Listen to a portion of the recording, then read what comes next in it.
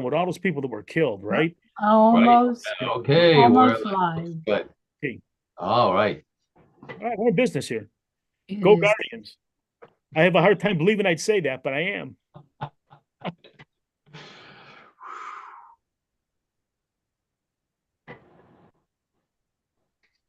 This is Karen with newclevelandradio.net, and it is time for What in the World with Paul Seaburn and his sidekick, John DiNallo. Hey, John DiNallo is back.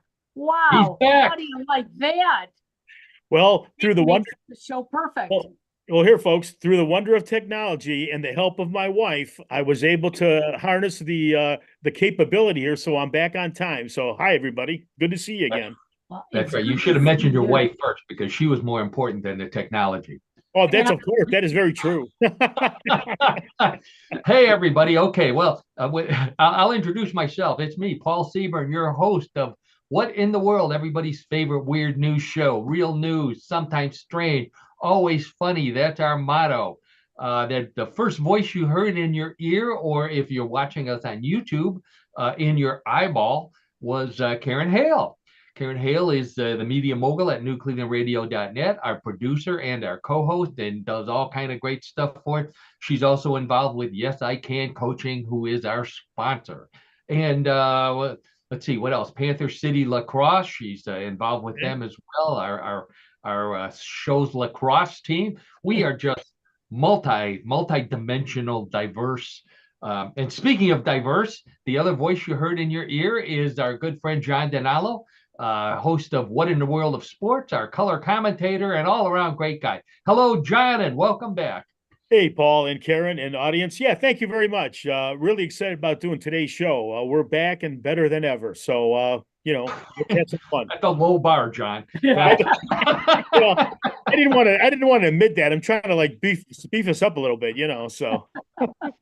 John has his Cleveland Guardians hat on today because he didn't know who else to root for. All of his teams are out of the playoffs and various things. So the Guardians are great. The Guardians are a good team. But spring training is coming up within a month, I guess, right? Oh, yeah, really. It's going to be like the second week of February, folks. So it's going to be just around the corner here. So, yeah, so it's going to be baseball again. So outstanding sport it is, by the way. But yeah. For our Catholic friends, speaking of, we're almost in Lent.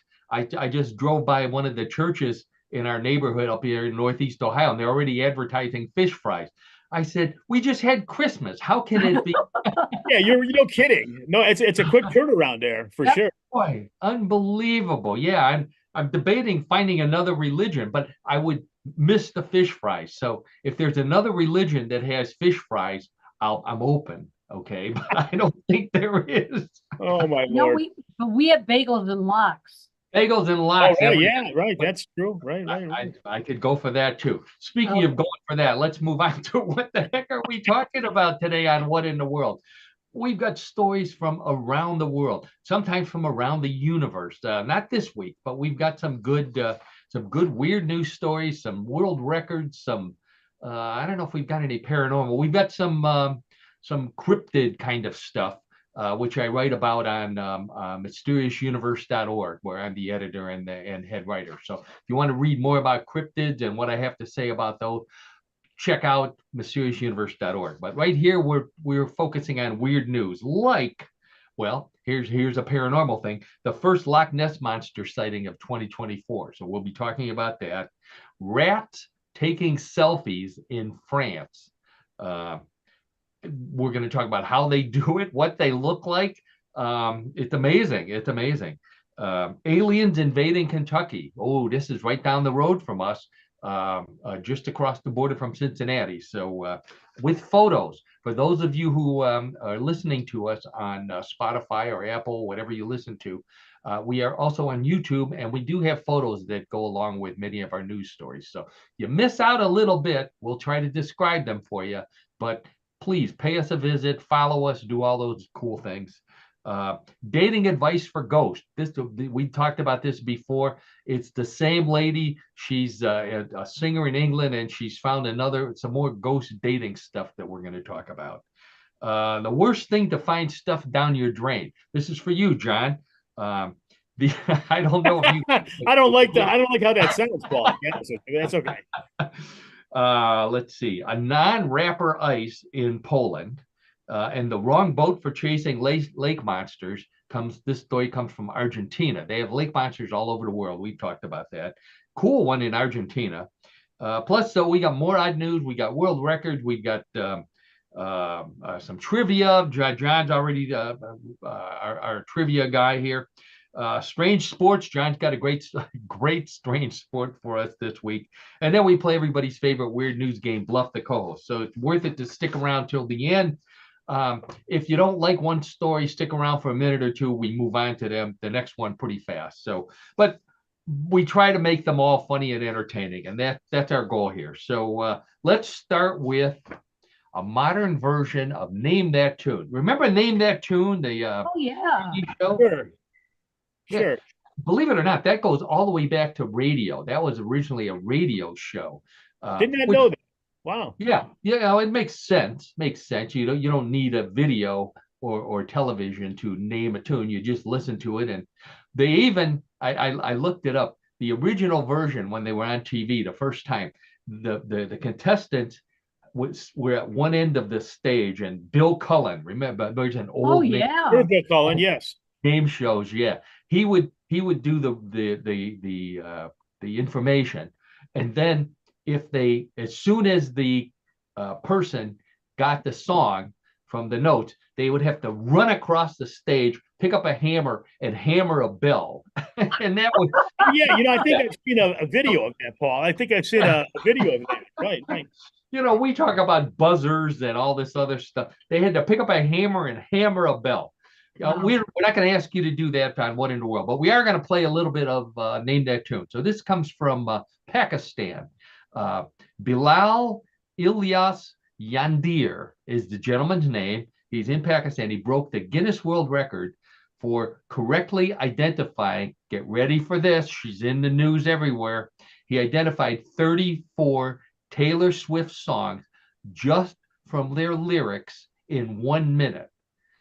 To make it even harder, they weren't played with the music. Someone read him the lyrics out loud with no music, and he guessed 34 songs in 1 minute. Wow. That's astounding. That is astounding. Isn't that? The Chiefs are already talking to him about being part of the halftime show. That would make sense. Oh, yeah. Him, Usher, and the guy from Pakistan. So believe it or not, to prepare for this, he dedicated 13 weeks to this is from his write-up, extensive listening sessions. He immersed himself in Taylor Swift's total discography, all the stuff she's recorded, re-recorded, videos. He 13 weeks. That's what he did. He even listened to her songs while he was asleep. Now, of course, when Travis Kelce heard that, he said, "No, I love you for your looks and for your not for your songs. I'm not going to be doing that. I'm not listening to you in my sleep." Although, but he probably does listen to it in her sleep, if you know what I mean. Yes, yes, we get that. Oh boy. So this guy, this is not his only world record. You'll see a theme here. In 2021, he set a similar record for identifying the most animals from their sounds. He identified 23 animals from their sounds in 1 minute. And then in 2023, he set another record when he identified the most Justin Bieber songs, in 1 minute. Again, reading the lyrics, So I thought this is the perfect opportunity to engage John in a similar game. Okay, John? So I've got some animal sounds for you. Okay. Karen, you can play as well, but it's more fun for John. I'll let John play.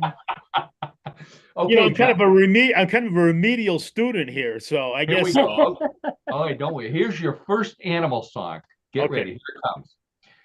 Now is the only thing a gambling man ever needs. In a suitcase, Lord, and a trunk. And the only time a fool like him is satisfied is when he's all alone, stone cold drunk. What animal is that?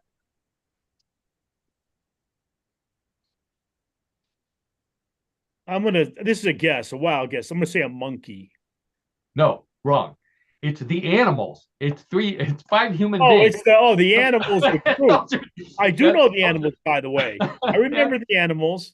What song is that from? Oh, forget. You'll never get it. It's from House of the Rising Sun. Oh, yeah. No. Okay, right. One of the obscure verses, not the one that everybody the knows. Popular one. House in New Orleans. Yeah. Okay. I guess now I'll be studying this weekend. Then we gotta. This is almost similar to the Bluff the co-host, right? I gotta redeem myself. I'm gonna let you recover. I'm gonna let you gain back your reputation here. Here's another animal sound. Okay. In this dirty old part of the city, where the sun refused to shine, people tell me there ain't no use in trying. Now, my girl, you're so young and pretty, and one thing I know is true: you'll be dead before your time is due. I know. What animal song is that one? We got to get out of this place. Great. Good job. You got it. All right. So too bad it's not Bluff the co-host. You'd be ahead by one. Okay. You know what? I think I had a photo to go with that. I forgot all about let's take a look here. Let's see. Oh, there we go. There's Taylor Swift right there. And the gentleman from Pakistan who with his 3 Guinness World Records there. So wow. All right. Another world record. That man from Pakistan. World record on this theme. The Jumbo Jump Bouncy Castle, also in Pakistan, just set a Guinness World Record for the largest inflatable bouncy castle. This castle size is, let's see if I've got it here. Well, let's just do that. There we go. There it is. It is 15,295 square feet. It looks like about 10 football fields. It has a maximum capacity of 200 people, including the lovely young lady to the right there, who is in the bouncy castle with her shoes off. So just a huge thing. This is assembled and open for business in Pakistan, except as soon as Kansas City won last Sunday, Taylor Swift called them up and she said, if Kansas City wins the Super Bowl, she's buying it and throwing a party for the entire team. Okay. Wow. So, yeah. I would like to go to that party. Wait a minute. I'll tell you what. John is obviously excited. Here's somebody else who was excited when he heard the news. There is that's Jason Kelsey. Jason Kelsey, that's right. Travis's brother, celebrating when he heard the news that he was going to get to play in a bouncy castle. Let's go back to the bouncy castle there. I didn't really want to look at him. There we go. Okay. I it inflated because it's massive. So I looked it up.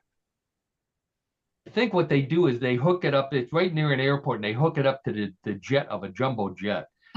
Because where else are you going to get that kind of air pressure?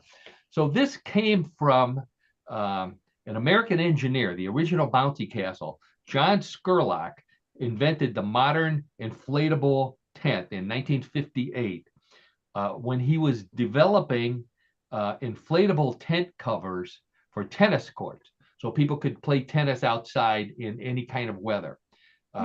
Which that I would go back to playing tennis if I had an inflatable thing like that, because with the wind blowing to hold it up, it would keep my ball in the court, because that was part of the reason why I didn't play much tennis. They have one down at CSU, don't they? What's that? An inflatable arena down at CSU. Down at Cleveland State, right? Yeah. They have that dome.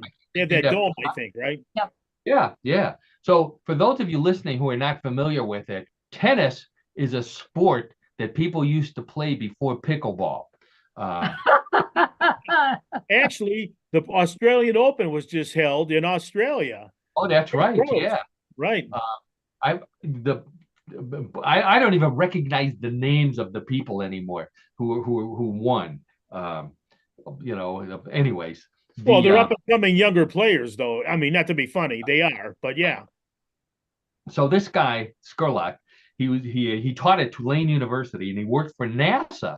So he developed the bouncy castle. He also invented the spacewalk safety air cushion, which was used by astronauts, also used by stunt performers. When they jump out of buildings, they land on it. Fire brigades, when they have people jumping out of buildings that are on fire, they set it up. Oh boy. And pole vaulters, they also use it for pole vaulters. Because remember, John, when we went to school, I never pole vaulted, and thank God they didn't make us do it in gym class. But the old pole vaulters used to land in a pit of sand. That is correct. I remember that. Our high school pole vaulter is a pretty good one, actually, and that's what it was when he was competing. That's what you would end up in a area of sand. Yeah. Well, at our age, I could use one of these at the bottom of my stairs in the basement. My father, that, Paul. Yeah. My father in the 1920s, just about the late 1920s, was a pole vaulter in high school. And on his first meet, when he flipped over into the sand, he broke both of his ankles. Oh, wow. No. I bet you, I mean, that's terrible. I bet you that was a common thing to happen. I'm surprised. Yeah, right. Yeah, I would think it would be common. Oh, boy. About that. Wow. The best part of the story, the idea to rent inflatables as bouncy castles actually came from his wife, who was running a rental business at the time while he was working at NASA. And she thought this would be a great thing for party. So she was the one who came up with the idea. But in the Wikipedia, of course, it's his name, not hers. Yeah.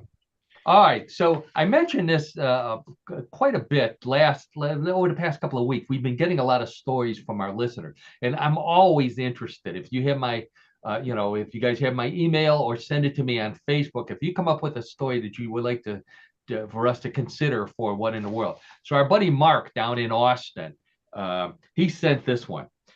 So this is from an artist in France. Augustin Lignier is his name. He bought 2 rats, and then he built this thing for them.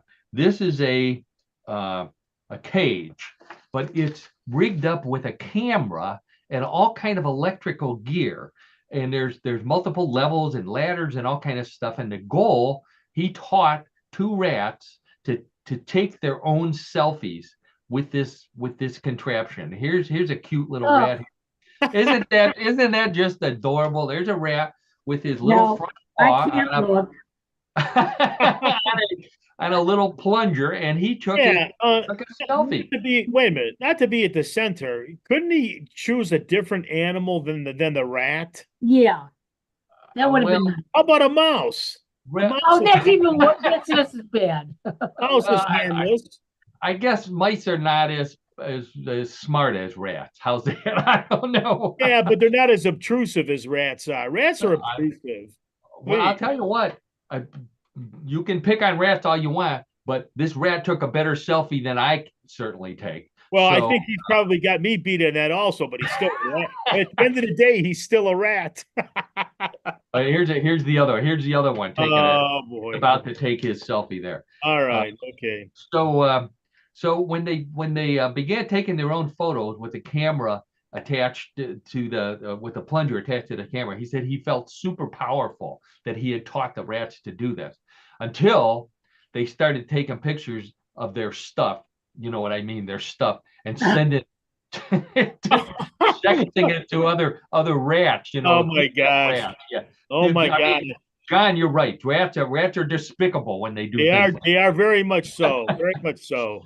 So he only did it for a few days, and then he gave the rats to his mother, so his mother could have them as pets. Oh God! Yeah. What a son he is! What a son he is! Yeah.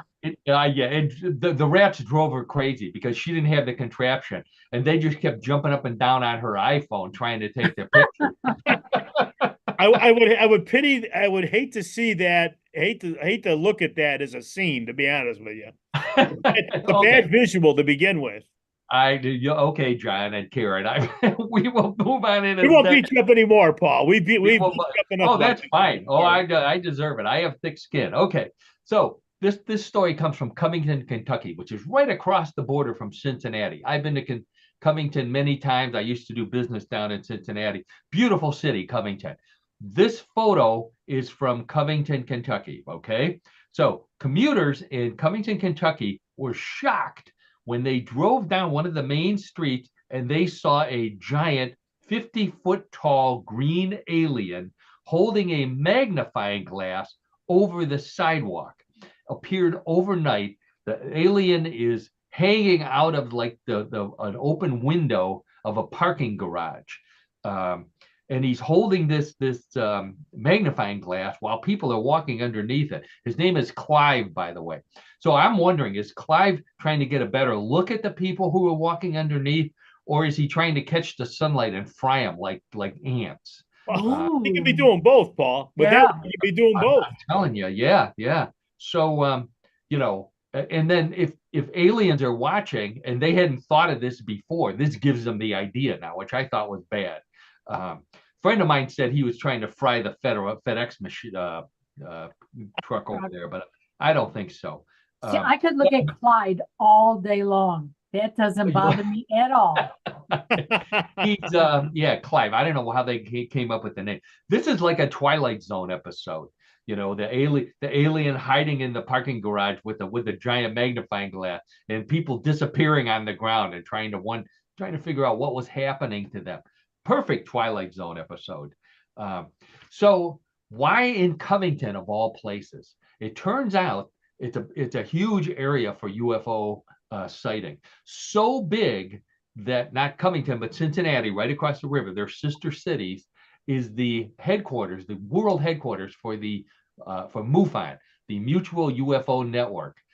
Good friends of mine. I have many friends who belong to MUFON. They're investigators. So if you see a UFO, Google MUFON, and they will come out and they'll take all your information and they'll put it in their database. And who knows, you may have seen the first flying saucer from outer space. So maybe Clive is looking for them. He's trying to get rid of them before his secret. Sure. Yeah. Sure. So sorry, Karen. I've got another photo after that. I know you like Clive there. So this is from Florida. To celebrate the grand opening of a new Publix grocery store. Publix is a big chain down there. Have you been to a Publix, John? I know on your trip. Truth be told, when Annette and I are in Florida, we feature Publix. Oh yeah. Yeah. There's a number of them close to our place, and when Annette's mom was down there, that was her grocery store of choice. So yeah. Not Piggly Wiggly. No, not Piggly Wiggly or Wawa. Wawa is another one. Wawa, yeah. Wawa, I see those, and Piggly Wiggly, and but no, we're Publix people, I guess. Publix, okay. Well, this is for you. So to celebrate the grand opening of a new Publix grocery store in Wesley Chapel, Florida, which I think is near Naples, if I'm not mistaken. Yeah. So here's what they had. The chain unveiled a giant shopping cart. That is driving. It's mounted on top of the frame of a car, and there's a guy driving it, and he drove it all around the city to promote the grand opening of the Publix the next day.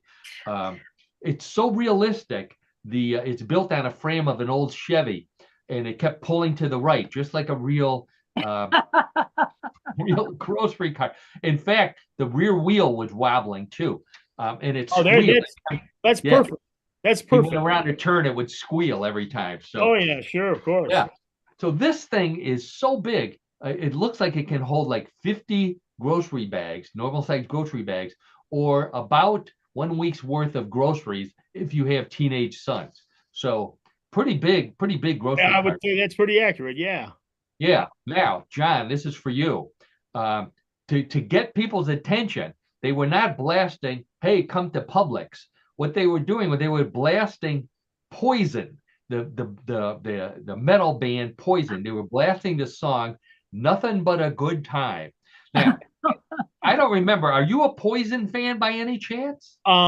No, I'm not a Poison fan, but I do appreciate some of their songs, and Oh, I would say that song, I like that song a lot, as a matter of fact. well, let me share some lyrics with you then. Good. Here's some lyrics. It says, "Say I spend my money on women and wine, but I couldn't tell you where I spent last night. I'm really sorry about the shape I'm in. I just like my fun every now and then." Now, those lyrics sound like every guy I see in the grocery store on Saturday morning, that had they were up all night partying Friday. They got to get up to get something to eat. They're out of milk or whatever else. So they're at the grocery store, they're hungover, and that song is absolutely appropriate for what they I agree 100%. yeah. Poison. So I'm surprised that Poison is like what? They're heavy metal. Yeah, they're like Some a hair band too. I think they're also a hair band. A hair band. That's right. Yeah, there you go. A hair band. Which we could not join anymore. But No, we cannot relate to that, Paul. Back in the day, we could relate. I digress. That's right. I digress. Okay. So here's your plumbing story, John. So a survey of plumbers in the UK by one of Britain's largest suppliers of plastic drainage pipes found that some of the most unusual items removed from pipes in England by plumbers: Lego bricks, rubber ducks, teeth, another pipe, and a two-person sleeping tent with a sleeping bag. There's some giant wrenches here. I don't know how a two-person tent with a sleeping bag could fit in a drain and clog it up, but they claim that's what they found in a drain. And why would somebody do something like that? Anything's possible. That's my motto. Anything is possible. And I mean, but I think that point that you make is well taken, Paul, because that's big. A two-person tent is big, right? So you have to work at this to have that somehow get into your, plumbing system. I mean, really. Or you need to be scared and trying to hide something. That's what I was thinking. And here's my suggestion. This was a guy who was sleeping in his backyard in his tent when his sexy neighbor came out, and he invited her over to the tent, and they were in the tent when all of a sudden the sexy neighbor's husband heard some noise coming from the tent, and he came out to investigate. So the guy quickly shoved the tent down the drain and told the neighbor that he was just showing his wife the Starlink satellites going over, and then they were going to go back in the house. How's that? Another tall tale there being told by that guy. So not that I would ever do something like that, but I would hope not. I would hope not, Paul. Yeah. No, the other thing was the loose teeth, which I'm thinking might be somebody's dentures that fell down into the drain, but it had to be an awfully big drain for dentures to fall into. Believe it or not, I don't wear dentures, but I did lose a tooth down a drain once. So I wrote a note to the tooth fairy, and I shoved that down the drain too. And the next day, there was a note on the sink that was a bill from the plumber that my dad put there. So, well, there you have it. Yeah. And how do you shove another pipe down a drain pipe? That's the part I couldn't get. Well, it's obviously got to be in, diameter a lot smaller, right? I mean, yeah, okay. I don't get it. Paul, it falls into the category, Paul and Karen, of unexplained things. Well, okay. I need one more explanation here. The Lego blocks. Now, I can understand how Lego blocks fall down. Kids playing and playing in the bathroom. I don't know why you'd be building Lego blocks in the bathroom. But this is actually a big thing in New York City. And people shove Lego blocks down the drain in New York City so that they end up in the sewer pipes. because what they want is for those alligators that live in the sewers to step on the Legos and hurt their feet and get bad and go back to Florida where they came from. Well, that could be a deterrent, happen. I think. Right. Sure. Okay. All right. Another favorite story this week. Marcy Davis is the lady's name. This is another world record.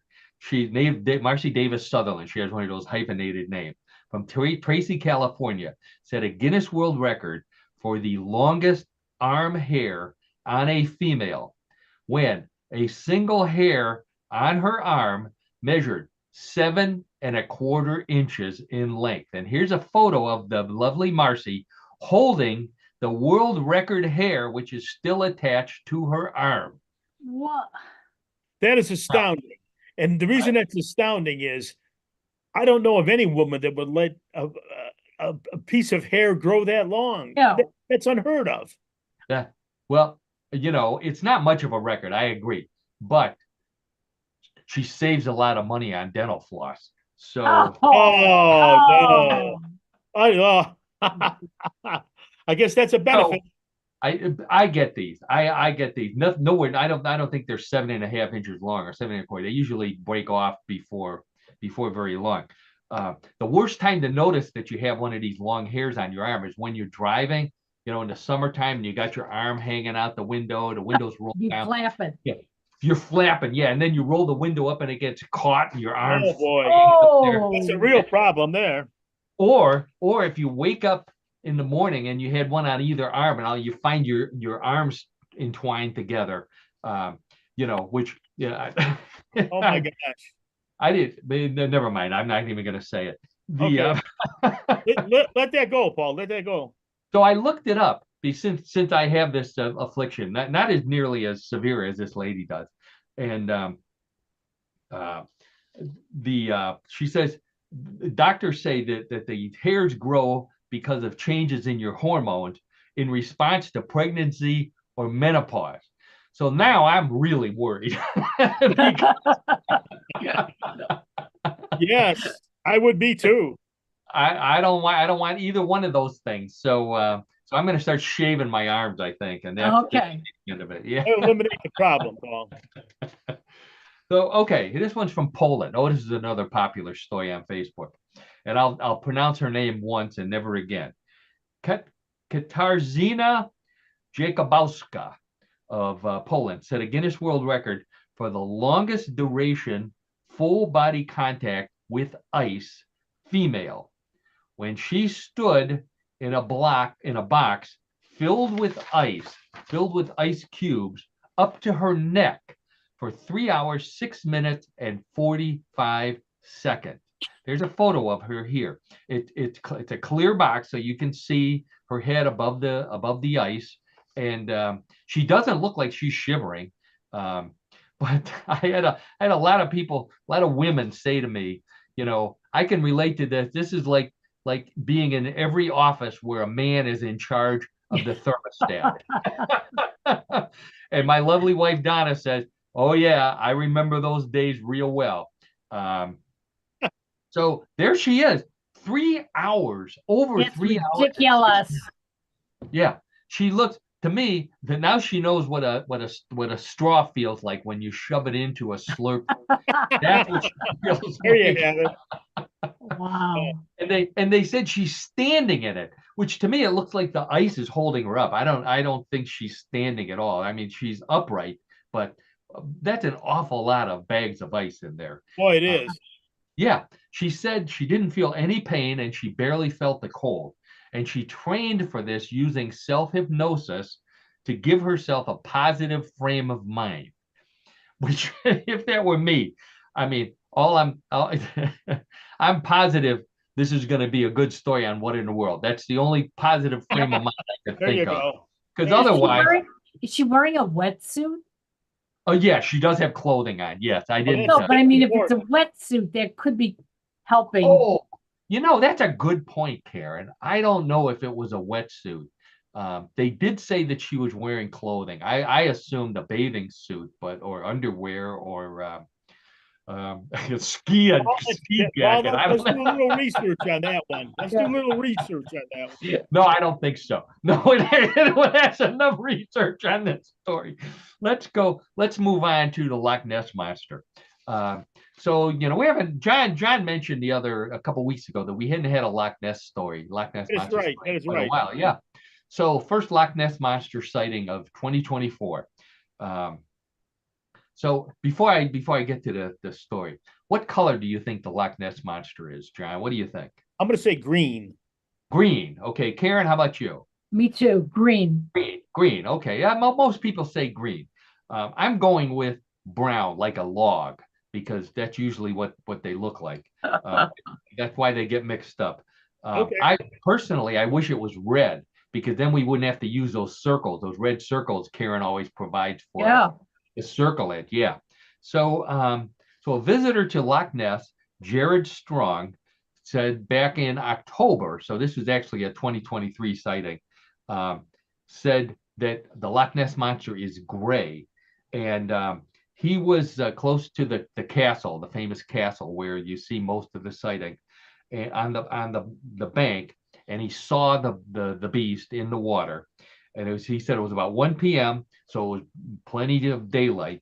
And he saw the water move, and then this long shape came out, and he said it was not green, which he thought it would be. It was more of a dark gray color, and then it went away and back underneath the water before he could pull his phone out and take a picture. So I found a picture. Yeah, I found a picture anyways of what he probably saw. And this has the red circle in it. The thing that bothers me about all this is that most of the photos that we see are black and white, or some version of that is correct. That is true. Which means that every single one of the monsters is going to be gray. So I'm not sure if I, just taking his word for it that it's green, especially without a photo. So let me offer something if I can. Sure. It doesn't look like a log, which a lot of times when we see things from Loch Ness, right? It could be a log, or it could be a piece of driftwood or something or other. Could be. It's got an actual shape to it. Yeah. So sometimes that's moving in the right direction, I think, folks. Oh, I know. Sometimes I've seen them where when they zoomed in on it, it was a person on a surfboard. When those sailboards that they go on. Oh yeah, but could be that also. Far away, when the lighting is bad, people think that it's the Loch Ness Monster. How come the guy in his easy chair didn't find it? Oh, I don't know. That's a good question, Karen. He's sleeping on the job, Karen. He's gonna be mad. Yeah, he's gonna be mad. So this brought the total for 2023 up to 10, which was a good year for Loch Ness Monster sightings. So I think the guy waited because he was trying to come up with an angle, like maybe he saw the beast waving, to stand out from the crowd, waving a flipper at him, or swallowing a water skier, which I think that would make a great movie about the Loch Ness Monster if it came up like Jaws and swallowed a skier and pulled it back down. But anyways, so if one is gray, are they all gray? Now, both of you said that you thought it was green. What if it's a monster in another lake somewhere, not in England, but maybe in South America? This story comes from South America. And a pair of tourists have claimed that they saw the Argentine Loch Ness Monster, which is known as the Nahuelito. It was first seen 100 years ago at the Nahuel Huapi Lake in Patagonia, Argentina. Now, this one I do have a photo of here, so we'll take a look at it right there. So they were kayaking at around 1 p.m. So this is you can see the mountains in the background. They're kayaking in the water, and they said they noticed something on the lake and they started filming it. So my first problem is this: I wouldn't go into a lake where there's a monster in a kayak. Good move, Paul. Good move. Because it looks too much like a bass lure, doesn't it? A kayak. Yeah, you got this monster here. Yeah, it looks like a lure. next thing you know, it's going to be jumping on top of you. Or a kayak, if you look closely, it looks like a tamale. And they're in South America, could be a giant tamale that this monster looks. Or maybe if it's a musical monster, it's a giant kazoo. It looks like a kazoo as well. Yeah. Or if it's a hippie monster, it looks like a hash pipe. All of those are possibilities. All of those that's right. They're good possibilities and they're bad things to be in when there's a monster in the lake. Now, let's take a look at this photo here. I don't need to circle it. It's pretty much, for those of you who are not watching this on YouTube, it's pretty much a ripple in the water, a little kind of a darkish ripple, very long if you assume that's the entire length of it. John, what's your say on that one? I'm torn because it's obviously something that's long, right? I mean, it appears, but again, unfortunately, can't really discern exactly what it is. Yeah, you can't. I agree with you. So we'll pass on this one. However, there's a lot of good stories about that monster. If you want to, I mentioned one in my article last week at Mysterious Universe. It's a cool monster, not as famous as the Loch Ness monster. Okay. We talked about this singer for years. Her name is Brocade, Brokcade. She lives in England. A few years ago, probably back when we were doing the show at Joe Mac's Donut Shop, we started talking about her. She married a ghost. She fell in love with a ghost. It was a dead soldier from the 1400s or something, and she goes head over heels over this guy. I think I have a photo over here we can take a look at here. There she is, lovely lady. So Brocade, not their Taylor Swift. I don't think she has any. She had one album, and she's not dating any football players, NFL or soccer. But she's famous for marrying a ghost. She ended up marrying the ghost of this soldier. Then she caught him cheating on her. Now, and we've gone through how a ghost. I don't know if he was cheating with another ghost or with another human or maybe another singer. I'm not sure, but she got mad at him. She went to somebody and had she paid somebody. Some lawyer took her money and divorced her from the ghost. Okay, that's basically what happened. So now she wants to meet more ghosts. She's not done with ghosts yet. So she goes to a medium, to a seance, and she says she wants to meet more celebrity ghosts. So she met Elvis and she met all the. So she finally picked one out. She met Jim Morrison. So she wants to date Jim Morrison's ghost. And Jim Morrison was not interested. She did not light his fire. Let's put it that way. Okay, very good reference, Paul. Good reference. So then, John, she goes completely out of her league, I guess, and out of rock star, and she meets the ghost of Oscar Wilde, the famous poet and playwright, but many decades before us. She falls in love with him. She wants to date him. And she said she kissed him, but it didn't do anything for her. Well, of course not. Oscar Wilde was gay. He was, everybody knew it back then. It's the reason why he got into so much trouble. So this woman, she needs to find herself. So now she says she's given up on ghosts and she's looking for a human.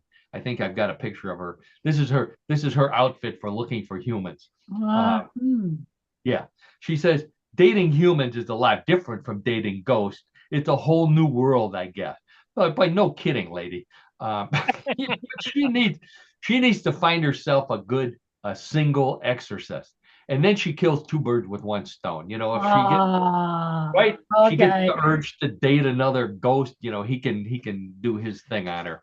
All right, I got one more story here, and then we'll hit John. But I wanted to mention this for John. I sent John an audio recording this week of a Bigfoot howl. So this came from Canada. I can't play it on the show because we don't have the rights to it. But the video, so it came with a video. The video showed the man in the woods. He was in New Brunswick, Canada. And it's in the snow, so this was still in the wintertime. 27-second clip contained two deep guttural roars, both 8 to 10 seconds long. So there's no way you can miss them. Then there was another clip about 7 seconds long, with another short roar. So it was 2 longs and a short. And he said it was starting to fade out towards the end. So I'm thinking, if Bigfoot's roaring and then it's not as loud and not as loud, maybe Bigfoot is a smoker and needs to quit smoking. And sure enough, I found a picture of Bigfoot smoking over here that we can look at. Oh, He's got a yeah. cigarette in his hand. I'm That's telling for sure. Oh, and he's blowing smoke out of his mouth. Wow. blowing smoke out of his mouth. Yeah, you can find anything on artificial intelligence these days. I bet Yeah. it looks fakey. So the man, yeah, I know it is. So the man said he couldn't find, he couldn't see the Bigfoot, so he couldn't give us a video of it. He said his family laughs at him, but I believe if somebody tells me that they saw Bigfoot or they heard Bigfoot, I believe that they saw or heard Bigfoot. But as John points out all the time, let's look at the evidence. And John, you listened to that Bigfoot howl. What did you think? Again, I heard it. It could be, but it's not definitive enough. Sorry. I didn't have Annette listen to it yet, so maybe she can give us her view. Yeah, good idea. Good. Yeah, I would be interested in what her commentary might be. There you go. There you go. To me, it sounded like it didn't sound like a Bigfoot at all. It sounded like Meatloaf, not the dish, but the singer, who's also a ghost, by the way. Now he passed away last year or 2 years ago. But that's what it sounded like to me. Okay, let's on that note, let's move on to What in the World of Sports with John DiNallo.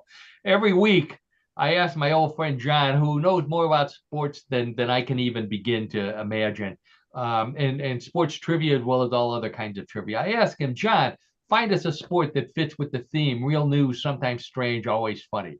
And for regular listeners of the show, every week he finds a sport. Week in, week out, he's got a sport for us. So, John, why don't you introduce this strange sport, and I'll make sure we got your pictures lined up for you. That sounds good, Paul. Thanks for the big introduction. I'm going to start our discussion or my presentation about this sport with a reference to a recent movie. As a matter of fact, a relatively famous movie that's been released within the last couple of years. And the movie is House of Gucci. Oh. And in this movie, there are several scenes which are well shot and very, very impressive shots of people competing in this sport. And the name of the sport is the Calcio Storico Fiorentino. And it's a sport that is played in Italy. Italy, of course. Yeah, of course. And it is a combination of soccer, rugby, and wrestling. And it originated in the 16th century in Florence, Italy. And some people have referred to it, believe it or not, as the most violent sport in the world. Oh, perfect for this show. Yes, it is. Yes, it is. Here's an old drawing, before they had cameras, an old drawing of your sport there. Yes, right. That's in true. Florence. Yeah. Right. So let me give you a little backdrop. Yeah, please. So the game is played, interestingly enough, by players in historical costumes. And in Florence, there are 4 teams of the 4 historical neighborhoods of Florence. Santa Croce, which is represented by competitors in blue, Santo Spirito, with contestants in white, Santa Maria Novella, which is participants in reds, and then the last, San Giovanni, which is participants wearing green. Okay. So we're looking at a red guy right here. Now, there's a lot of tradition associated with this sport.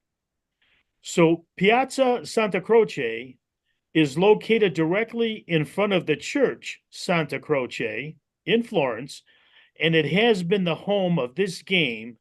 And the way it's referred to in Italian is Gioco del Calcio Fiorentino, or more simply as Calcio, which means kick in Italian. Oh, The Okay. official rules, right? Got some interesting points here. The official rules of the Calcio Storico were first published back in 1580, and this sport was originally played by just the higher social classes in Florence. The average person or the commoner would not be playing this. It's more of the privileged class, and this sport took place every night between the Feast of the Epiphany, which is roughly January 6th, 7th, or 8th, and Lent, the start of Lent. So it would be right now. Yeah, exactly. Yeah. Now, during the early decades of the sport, in order to encourage wagering and also getting a bettable winner, which Italian people always are trying to find the winner, there were times when bulls would be ushered into the ring in hopes of adding confusion and inciting victory among the participants. All I can tell you is only in Italy, and only can the bull be dressed in the Italian flag color of green, red, and then of course the bull is white. So There we again, go. Yeah, there we go. there's There's a a photo of a bull dressed just the way John described him. By the way, I want to point out for those of you who are watching on YouTube, the guy to the left looks an awful lot like Keith Richards. Yeah. It does. That's a good point, Paul. It looks like Keith Richards. Oh my gosh, it might be. Yeah. What's he doing in there? Yeah. So the sport continued for several decades, but unfortunately, interest in the sport started to wane in the early 17th century. And it was actually languishing as a sport. Some participants, some competing in that time frame, but not a lot of popularity.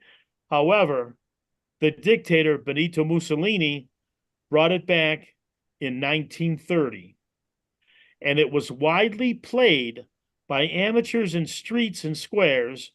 And what they use handmade balls of both cloth or animal skins. And basically, the final match, when they would have a tournament, would possibly result in severe injuries. And that's why there was outcry to outlaw the sport. And there were even deaths, unfortunately, associated with this sport. You can see from these photos, they look pretty It's violent. violent. Yeah. It looks like rugby and mud wrestling. Yeah, it really does have a serious tone to it. So the modern version of Calcio still allows these activities: head butting, punching, elbowing, and choking. But here's what's outlawed: no sucker punches or kicks to the head. Oh, yeah. And only one player at a time can attack an opponent. So if you're going to be attacked by someone, it's going to be a one-on-one type of circumstance. Well, it's only Now, fair. Now, interesting enough, any violation of those rules lead to being disqualified from the game. Here is a very, very interesting statistic I'd like to have everyone listen to. Teams consist of, get ready for this, 27 players. Oh my. And these players, they can use their hands and feet to score goals by either throwing the ball or the animal skin over a designated spot on the perimeter of the field. So this spot is identified before the competition takes place. Now, each game is played for a total of 50 minutes, with the winner of the being the winning team has the most points or the what they call the cachet scored.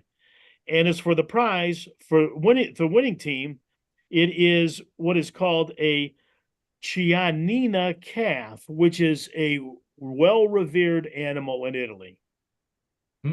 Now, the seeds for the tournament are drawn on Easter Sunday, and the final match is always played on June 24th at 5 p.m.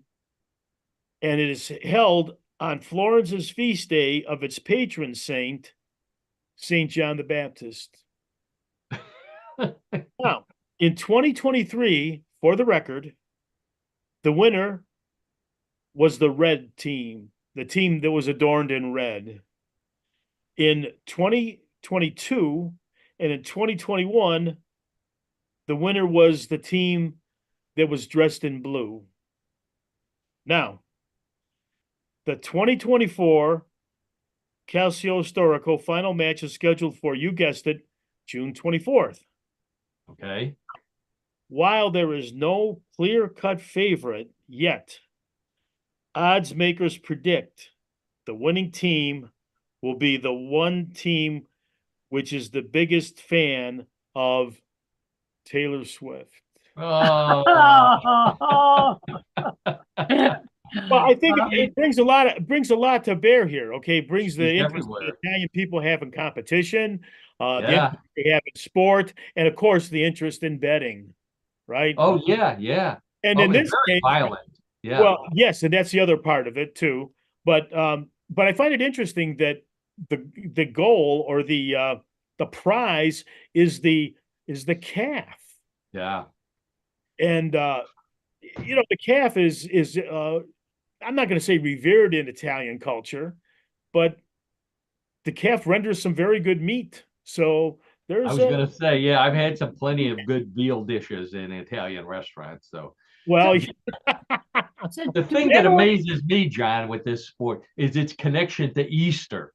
What of it? well, They, well, it's I the mean, most violent sport. Italy's a very Catholic country. I mean, you all know that. Oh, It's a I very know Catholic that. country. Yeah, but there's nothing violent about Easter Sunday. All the Oh, violence in takes place fact, it's just before the that. Yeah. antithesis of violence, right? I mean, the Easter message obviously is love and so Wow. forth. But it is played by people that have ambition, but they also there's some rough customers in there. I what mean, are Well, you said what that are they one doing gentleman. on the field now? They look like they're looking up at something. Do we have any yeah, I idea? don't know. Maybe No, they I'm threw not the sure. cap My up in the research air. did not reveal anything on that, Karen. Sorry, I can't give you Got it. Yeah. can't give you Threw the cap information up in on the that. air. Yeah. The speaking of violent Catholics, John and I have known each other for a long time. We went to college together. Those of you who listen to the show know that we're fraternity brothers, and we participated in a variety of sports competitions against other fraternities. And John, I don't know if you remember this, but we competed in a sport very similar to, I'm going to attempt the Calcio Storico while we were in college. You remember that? Again, my memory is faulty because it's so many years ago. I have to How many years? Yeah. Well, claim memory loss on this or just forgetfulness in general. Paul, well, please educate me on this. the good news is we were too chicken to get too violent. So we came up with a version of the sport that was much less violent. We called it Quimio Storico, and the only known photo of us participating in this, I'm going to show it right here. This is the only known photo of us in this fight. And instead of wrestling, we threw pies at each other. So now that you brought up the pie point, yeah, that was quite good. That was food fight. Yeah, this is a very famous photo of Laurel and Hardy from the movie Battle of the Century, 1927. This is still considered to be the best filmed pie fight in history. It's a famous film. I know it's a famous film. Very famous film. So great story, great sport, John. I don't think we'll be seeing this in the United States anytime soon. I don't think so. There's too much tradition associated with it. I mean, that's a big part of the sport, right? Is like, the neighborhoods, and these neighborhoods go back to the 1500s, right? So That's right. That's all connected that way. Right. Yeah. But if you do have a chance to see that recent movie, House of Gucci, Yeah. as I said earlier, there's some very interesting scenes of this sport being played in that They movie. show them playing it. Wow, that's unbelievable. All right. Well, speaking of playing, everybody's been waiting with bated breath for our very own sport of the week, which is Bluff the Co-host, everybody's favorite weird news game. Every week I have 3 stories similar to the ones that we've been talking about all afternoon. One big difference: those were real. The stories in Bluff the Co-host may be real, they may be a bluff. It's up to John, Karen, and those of you playing at home to decide which is which. Wagering is allowed. Prize is a calf. So this week, John said he'd provide a calf or maybe a piece of veal. I'm not sure which. Whichever comes first, Paul. Whichever comes first. I think the calf comes first and then the piece of veal. Okay. But anyway, hands on the buzzers, both of you. Let's get right to story number one. A chain of convenience stores in Kentucky is so proud of its clean bathrooms that it wants people to try them. So they installed big red buttons on the wall with a sign reading, "Do not push this button." Of course, everyone pushes the button, which then turns the bathroom into a disco dance party, complete with colored lights, a disco ball, and disco music. Workers at the stores say people are now coming in just to push the button, dance, and post videos of themselves in the bathroom on the internet. Employees have been instructed to suggest that the customers buy some beer or soda while they're in the store so that they have a reason to come back and use the restroom. Okay, so the chain of convenience stores in Kentucky that installed disco balls, disco music, and disco lights in their restrooms to get people to come and use them. Real or bluff? Karen, what do you say? I like this idea. And I like the idea of a clean bathroom in a convenience store. So I'm going to say it's true. Oh, wow. And a good suggestion as well. Okay. So Karen says it's real. John, how about you? Well, here's my thinking on this one, folks. It's so odd. It's so peculiar. I'll use that word. It's so peculiar. I think it's true also. I mean, to go to the lengths of something that was a fad, how many years ago? Disco's been gone for years. And of course, fads come back and so on and so forth, right? But just think how long ago disco really came on the scene. But this is so weird and so strange. I'm going to say it's true. Okay. But John and Karen both say that it's true that a convenience store chain in Kentucky installed disco balls and disco music in their restaurant. By the way, disco started in 1976, John. Okay, thanks for the update. Yeah, long time. No problem. That's fine.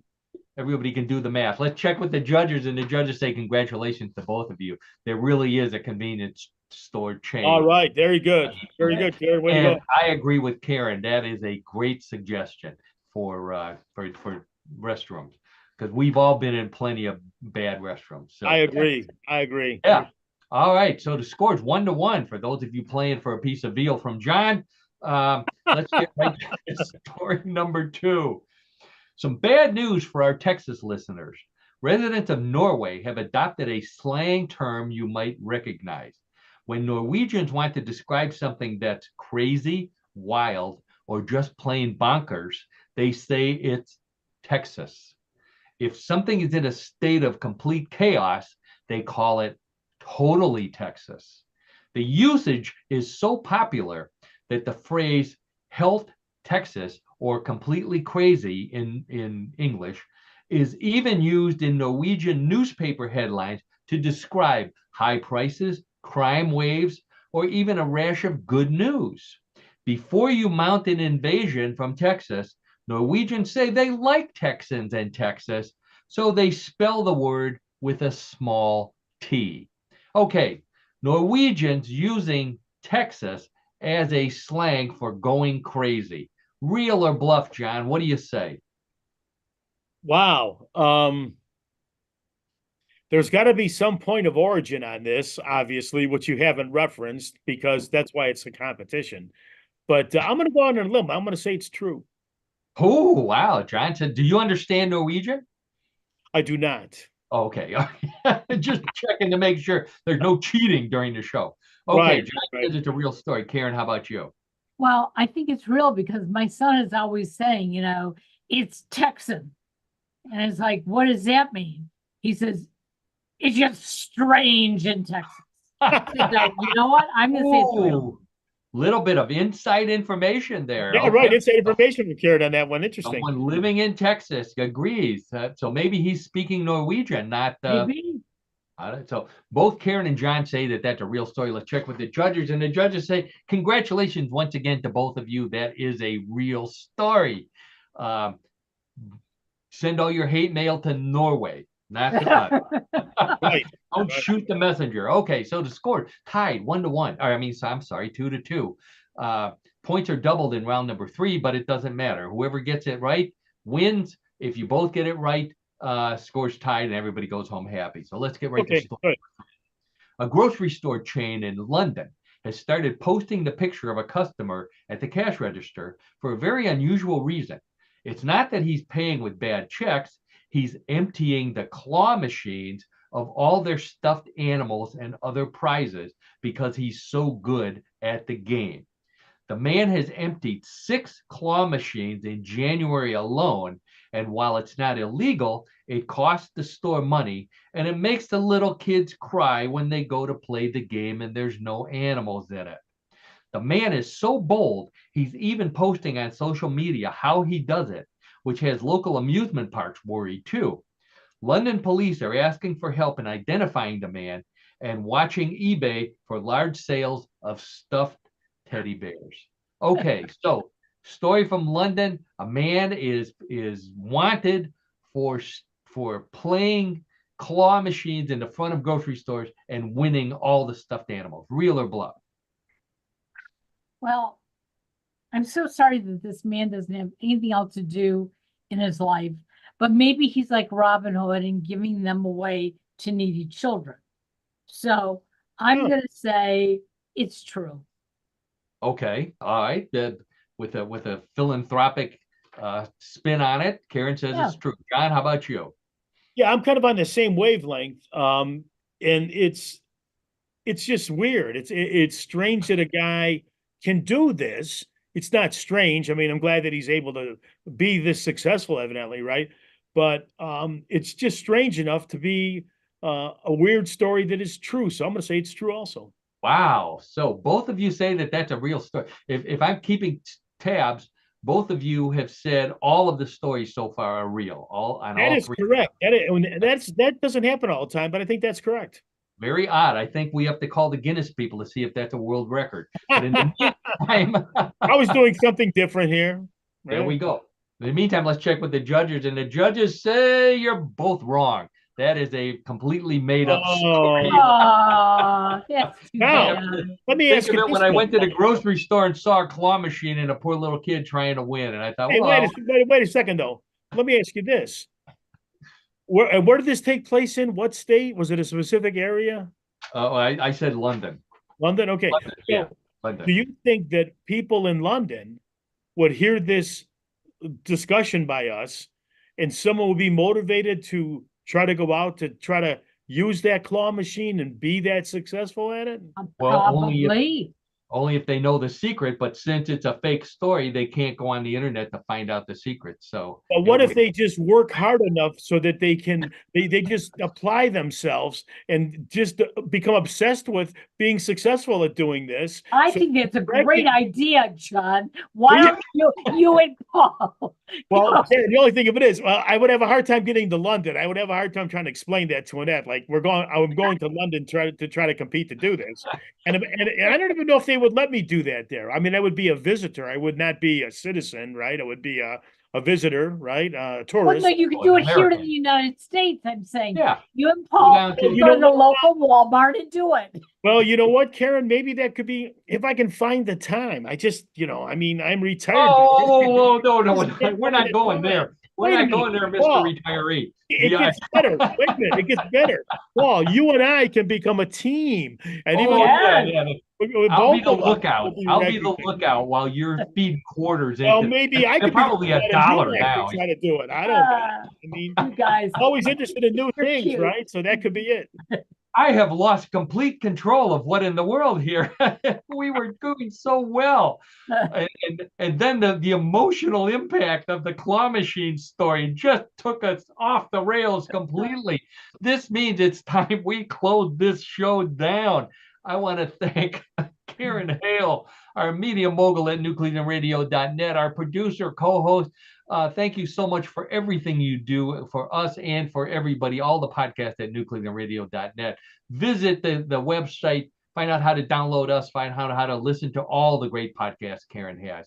And then, as always, thank my good friend and puts up with an awful lot on this show, John DiNallo. This is a perfect example of the benefit that we have when John is here. We missed you last week. We're glad you're back, John. Well, it's a great team effort all the time, and it's something I look forward to. And again, I got a lot of work ahead of me to make sure that I can do some more research on a couple of things. Right. But Karen, I'm glad go. we did well this week. We're getting some momentum here on Bluff the co-host. Maybe next week we can get them all right. Wow, ooh, there you go. Something miracle. to look forward to. That's right. And as always, I want to thank all of our listeners, our viewers on YouTube, our listeners on whatever you use, platform you use, Spotify, Apple. You're the reason why we do the podcast every week. I hope that you have as much fun listening to us as we have putting on the podcast. And you could see we had a blast today. So I hope that you felt the same way. On that note, I think we're moving to a new day for our live show next week, Wednesday. So check with me on Facebook for all the information on that. Otherwise, I think we are done for this week. So let's say goodbye for now. We'll